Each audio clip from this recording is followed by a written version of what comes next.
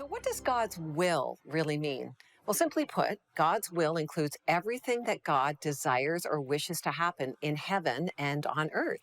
Now, I remember wrestling with this question: what is God's will for my life? And I'm sure you've asked that too. And it was through a Bible study by Henry Blackaby called Experiencing God that I got the answer to that question.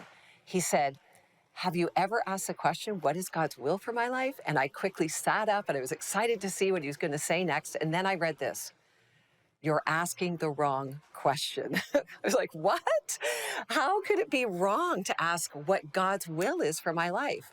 Well, he went on to say this: the question is simply this: what is God's will? Full stop. And I realized then that I was caught up with a focus on my life rather than on what God was already doing. There is more than enough instruction on what God desires and what he wants for each one of us in Scripture. And are we so wrapped up in our own lives that we miss what God is actually already doing? I would say yes to that. In Matthew 6, verse 10, Jesus told us to pray for God's will.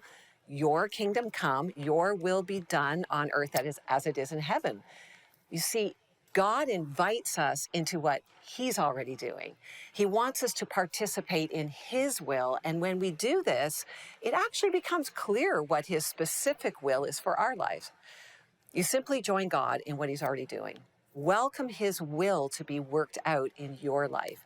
He's more than willing to do that. That's what God's will really means.